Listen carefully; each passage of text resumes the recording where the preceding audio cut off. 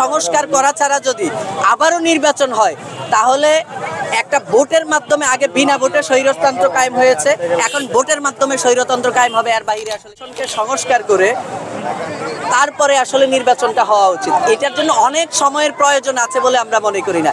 এটার জন্য দরকার হচ্ছে রাজনৈতিক ঐক্যমত এবং রাজনৈতিক দলগুলার আগ্রাসী মনোভাবাপন্ন থেকে বের হয়ে এসে গণমুখী রাজনীতি করা এবং দখলদারিত্বের বাইরে এসে জবাবদিহির মূলক একটা রাষ্ট্র গঠন করার যেই সৎ আকাঙ্ক্ষা আছে, এই সৎ আকাঙ্ক্ষাটাই তাদের জন্য যথেষ্ট।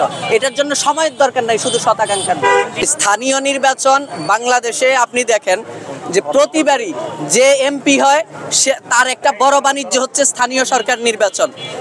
আগে যদি জাতীয় নির্বাচন হয় তাহলে প্রত্যেকটা এমপি ওই স্থানীয় সরকারের যারা হচ্ছে বাণিজ্য আছে এই বাণিজ্যটা তারা দখল করতে পারে। তারা বড় টাকায়, আপনি দেখেন এই দেশে একটা মেম্বার হইতে হইলে অন্তত 10 থেকে 15 লাখ টাকা খরচ করতে হয়, একটা চেয়ারম্যান হইতে হইলে 1-2 কোটি টাকা খরচ করতে হয়।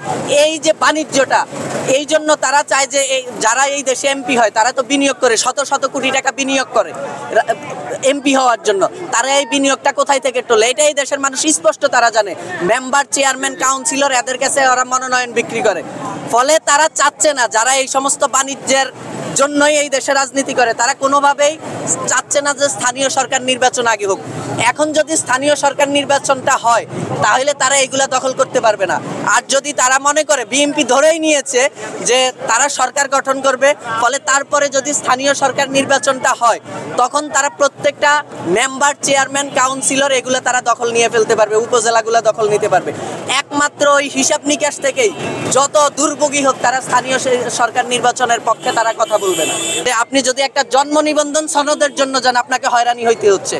সন্তান জন্ম দেওয়ার চাইতে জন্ম নিবন্ধন করা কঠিন হয়ে গেছে এই দেশে। প্রত্যেকটা জায়গায়, প্রত্যেকটা ওয়ার্ডে, প্রত্যেকটা ইউনিয়নে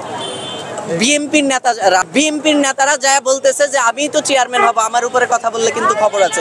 আমাদের কাছে দৈনিক শত শত কল আসতেছে যে অমুক নেতা যে এত লাখ টাকা চাইছে, নয়তো ব্যবসা করতে পারবে না। অর্থাৎ কোনো অবস্থায় আসলে পরিবর্তন হয় নাই।